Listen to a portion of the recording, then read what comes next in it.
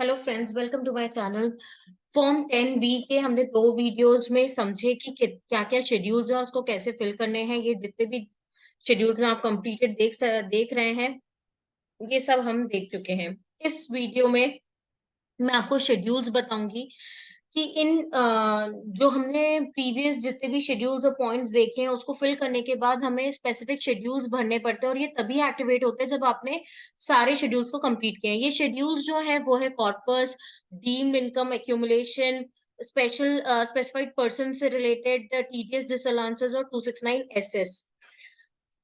पहले हम कॉर्पस देखते हैं। कॉर्पस में क्या है, आपको डिटेल ऑफ कॉर्पस बताना है। डिटेल ऑफ कॉर्पस में आपको ओपनिंग कितना कॉर्पस था, ड्यूरिंग द ईयर कितना रिसीव किया, कितना आपने इस साल अप्लाई किया। कॉर्पस से अप्लाई तो अलाउड नहीं है, बट अगर आपने कर दिया है तो कितना करा है। फिर आपने अर्लियर ईयर में अगर अप्लाई करा था फ्रॉम कॉर्पस, तो आपने डिपॉजिट बैक कितना करा है। फोर्थ पॉइंट में आपको बताना है total amount invested or deposited back in the corpus, financial year in which was applied। जो आपने इस साल डिपॉजिट किया फाइनेंशियल ईयर 22-23 में, वो किस साल आपने विड्रॉ करा था और तब अप्लाई किया था, वो आपको फाइनेंशियल ईयर बताना है और क्लोजिंग बताना है। अब ये जो कॉर्पस है, ये कॉर्पस आपको बाइफिकेट करना है। रेनोवेशन और रिपेयर से रिलेटेड आपको कितना मिला था, और अदर देन रेनोवेशन और रिपेयर से कितना मिला है, और या अदर देन वन और टू अबव। तो ऐसे आपको ये टेबल फिल करनी है रिलेटिंग टू कॉर्पस। देन उसके बाद जो शेड्यूल है वो है detail of foreign contribution. Amount of foreign contribution receive during the previous year, financial year 22-23 में आपको कितना रिसीव है foreign contribution relating to corpus और non corpus. Detail of total application from such corpus contribution during the previous year, कितना आपने financial year 22-23 में apply कर दिया, रिसीव कितना हुआ और अप्लाई कितना कर दिया। ये आपको फॉरेन कंट्रीब्यूशन वाले शेड्यूल में बताना है। फिर उसके बाद है detail of loan and borings. Loan और बोरिंग्स अगर आपने लेके रखी है, तो 1 अप्रैल 2022 में कितना अमाउंट था ओपनिंग का। Loan and borings taken for application towards object during the previous year, इस साल आपने और कितना लिया है। Applied for the objective of trust during the previous year, लिया है और आपने कितना अप्लाई किया। अप्लाई मतलब खर्चा किया है। Amount of repayment of loan और borrowing during the previous year which was earlier applied and not claimed as application. Loan and borrowing से अगर आप कोई एप्लीकेशन करते हैं तो वो अलाउड नहीं होता। तो पिछले सालों में अगर आपने ऐसा कोई काम किया है और इस बार आप रीपे कर रहे हैं इस साल फाइनेंशियल ईयर 22-23 में, तो वो आपको बताना है। जब आपने ये फोर्थ पॉइंट में अमाउंट रीपे कर रहे हैं, ये कौन सा साल था जिस साल आपने लोन एंड बोरिंग से एप्लीकेशन किया, वो फाइनेंशियल ईयर आपको बताना है। Total repayment of loan and borings कितना है और क्लोजिंग बैलेंस कितना है। ये पूरा रिकंसिलेशन लोन एंड बोरिंग्स का भी आपको शेड्यूल में बताना पड़ेगा। उसके बाद इनकम अप्लाइड आउटसाइड इंडिया का पूरा डिटेलिंग करनी है। Name of the person to whom remittance is made, tax payer identification number क्या है उसका, 15 CA में आपने क्या रिपोर्ट करा है। Amount of remittance outside India other than 4 कितना है, चैरिटेबल पर्पस या रिलीजियस पर्पस के लिए किया है। Country of application, country of application बतानी है। Whether applied for promoting international welfare in which India is interested and is not to be included in total income of ऑडिटी।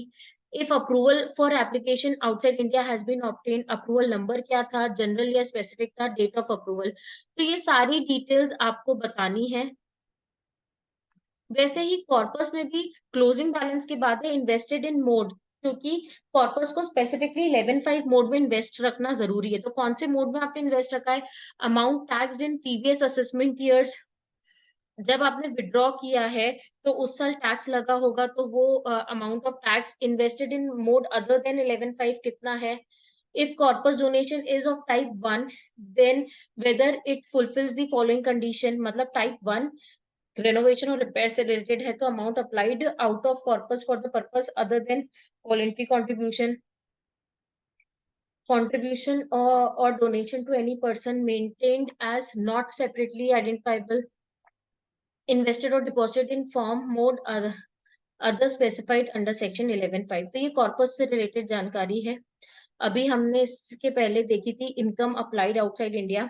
Last है details of deemed application under explanation 1 of subsection 1 of section 11 and deemed income। तो ये जो deemed income वाला जो point है, उससे related आपको बताना है, year in which income is deemed to be applied, कौन सा साल था, आपने उस साल नाई ने फर्निश किया था कि नहीं, amount deemed to be applied during the previous year, इस साल फाइनेंशियल 22-23 में कितना डीम करा है और रीजन क्या है, out of deemed application claimed earlier, पिछले सालों की बात करें 22-23 के पहले कोई डीम्ड एप्लीकेशन था, वो इस साल आपने कितना अप्लाई किया है, amount tax in earlier assessment year कितना है, इसके लिए आपको डीए भी फिल करना है, out of deemed application claimed amount required to be applied during the financial year pertaining to current assessment year, इस साल आपने कितना डीम्ड एप्लीकेशन क्लेम किया है, amount of deemed application claimed in earlier years applied during the financial year relating to current assessment year, इस साल आपने कितना अप्लाई किया है, amount which could not be applied and deemed to be income under section 11(1)(b) during the previous years, previous year के deemed application पे अब time चला गया है, आपने अप्लाई नहीं कर पाए हैं, तो वो उससे रिलेटेड कितना डीम्ड इनकम माना जाएगा इस फाइनेंशियल ईयर में, वो आपको बताना है, और balance amount of deemed application अभी भी कितना बचा है जो कि आप आगे सालों में जाके अप्लाई करेंगे। तो ये हमारा शेड्यूल कॉर्पस डीआई था। नेक्स्ट है डीए और ACA. DA is deemed income जो ट्रीट हो चुका है ऑलरेडी पिछले सालों में और इस साल में, वो उसकी डिटेल आपको देनी है। आईटीआर 7 में सेम शेड्यूल है, तो आपको आईटीआर 7 से मैच करते हुए ही चलना है। Detail of accumulated tax income in earlier assessment या as per subsection 1B of section 11। Deemed application की हम जब बात करते हैं, तो जिस साल पैसा मिलेगा उस साल आपको खर्चा करना, और उसके नेक्स्ट ईयर तक का टाइम होता है खर्चा करने का। अगर आप नहीं कर पाते हो तो 11(1)(b) के तहत डीम्ड इनकम माना जाता है। तो यहाँ पर आपको असेसमेंट ईयर वाइज बताना है कि वो कौन से असेसमेंट ईयर में टैक्स हुआ है एज डीम्ड इनकम और कौन से फाइनेंशियल ईयर से रिलेटेड है। इसको मैंने डिटेल में आईटीआर 7 में कवर किया है। नेक्स्ट है schedule AC, that is accumulation. Accumulation में आपको कौन से साल का एक्यूमुलेशन है, फॉर्म 10 उस साल फाइल किया था कि नहीं, amount accumulated in the year of accumulation कितना अमाउंट था, पर्पस क्या था, अमाउंट अप्लाइड फॉर चैरिटेबल और religious purpose up to the beginning of the previous year, मतलब 1 अप्रैल 22 तक आपने कितना अप्लाई कर दिया, out of this amount balance कितना बचा है, amount tax in any earlier assessment year, कुछ पिछले सालों में कोई टैक्स तो नहीं लग गया, क्योंकि कुछ कंडीशंस होती है, कंडीशन अगर आप वॉयलेट करते हो तो उस साल टैक्स उतने अमाउंट पे लग जाता है, तो ऐसा कुछ टैक्स आपने पे किया तो आपको 7th पॉइंट में बताना है। बैलेंस अवेलेबल फॉर एक्यूमुलेशन, क्योंकि टैक्स वाला अमाउंट भी डिडक्ट हो जाएगा, तो उसके बाद अब कितना बचा है जो आप इस साल अप्लाई कर सकते हो। अमाउंट अप्लाइड फॉर चैरिटेबल और religious purpose during the previous year out of previous years accumulation कितना है, amount applied for purpose other than purpose for which accumulation was made, जिस पर्पस के लिए एक्यूमुलेशन था उसके अलावा आपने कर दिया है तो आपको 10th पॉइंट में बताना है। अमाउंट क्रेडिटेड और पेड टू एनी ट्रस्ट और institution registered under section 12(a)(b), आपने अगर किसी और संस्था को डोनेशन दे दिया है उस एक्यूमुलेटेड अमाउंट से, तो आपको वो बताना है, ये भी वॉयलेशन है। 10th पॉइंट भी वॉयलेशन है, 11th पॉइंट भी वॉयलेशन है। Balance amount available for application फिर आ जाएगा 12th में।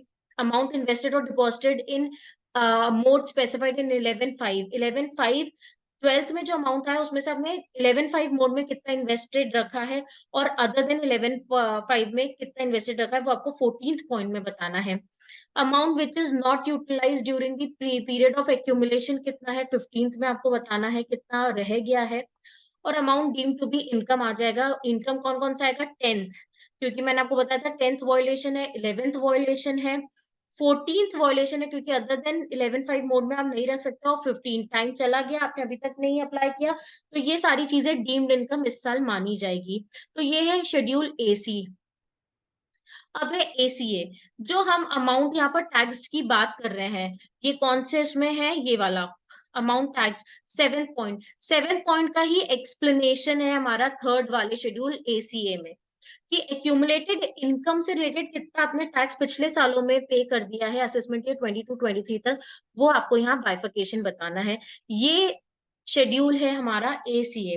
नेक्स्ट जो शेड्यूल है वो है SP। SP is for specified person. Specified person से रिलेटेड अगर उसको आपने कोई अमाउंट लेंड किया है, मतलब लोन पे दिया है, तो उसकी डिटेल बतानी, वो कौन पर्सन है, उसका पैन नंबर क्या है, क्या रिलेशन है, कितना अमाउंट दिया है, सिक्योरिटी में आपने क्या रखा है, रेट ऑफ इंटरेस्ट क्या है।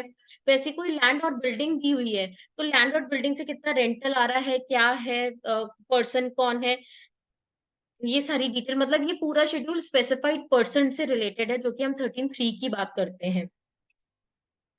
नेक्स्ट है टीडीएस डिसअलाउंसेस से रिलेटेड। टीडीएस डिसअलाउंसेस मतलब आपने कोई भी पेमेंट में टीडीएस डिडक्ट नहीं किया है, 40A IA अट्रैक्ट हो रहा है, तो उसकी डिटेल आपको यहाँ पर देनी है। Date of payment, amount of payment, nature of payment, name of the payee, PAN and address of the payee. फिर detail of payment on which tax has been deducted but has not been paid. Late आपने pay किया है तो उसकी detail आपको बतानी है। फिर 48(3) मतलब 10,000 एंड अबव आपने कैश में पे कर दिया, उससे रिलेटेड जो डिसअलाउंसेस है वो आपको सेकंड पॉइंट में बताना है। थर्ड है प्रीवियस ईयर के जो क्रेडिटर्स है उनको इस साल आप पे करो, उसमें भी 10,000 की लिमिट का ध्यान नहीं दिया है तो वो थर्ड पॉइंट में डिसअलाउ हो जाएगा।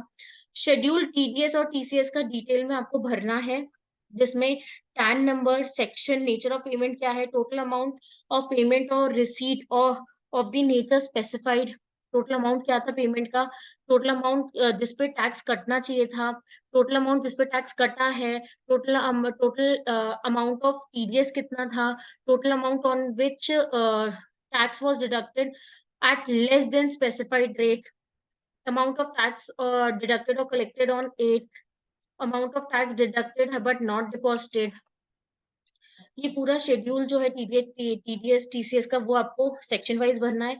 देन उसके बाद उसका स्टेटमेंट की डिटेल देनी है कि ड्यू डेट पे आप फर्निश कर पाए कि नहीं कर पाए, क्या डेट ऑफ फर्निशिंग थी, और इंटरेस्ट आपने कितना दिया है। बिल्कुल ये टैक्स ऑडिट का, टैक्स रिपोर्ट से रिलेटेड है। लास्ट है 269SS। 269SS के कोई भी वॉयलेशन है, लोन एंड डिपॉजिट आपने दिया है बट अदर देन चेक या बैंक ड्राफ्ट से लिया है, तो वो आपको सब यहाँ पर डिस्क्लोज करना है। 269ST से रिलेटेड आपको डिटेल्स बतानी है कि सिंगल आपने कोई ट्रांजैक्शन 2 लाख से ज्यादा का तो नहीं ले लिया है। 269T repayment of loan and deposit जो आपने लिया है। फिर उसके बाद लास्ट है शेड्यूल अदर लॉ वॉयलेशन। जो हमने स्पेसिफाइड वॉयलेशन शेड्यूल में देखा था उसमें कोई आपने वॉयलेशन इसके अलावा किया है तो आपको डिटेल में फोर्थ पॉइंट में बताना है।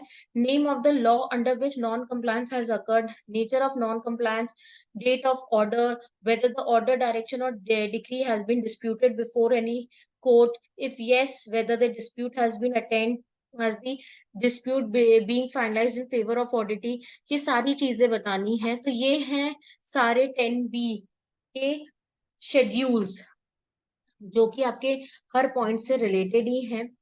तो ये टोटल हमारा 10B है। ऑडिटर को इतनी मेहनत करनी है जब भी 10B आपके एप्लीकेबल हो। एप्लीकेबल कब है ये मैंने फर्स्ट वीडियो में अपने कवर किया है। तो होप आपको पूरा 10B समझ आया होगा। तो प्लीज मेरे वीडियो को लाइक करें एंड चैनल को सब्सक्राइब करें। Thank you.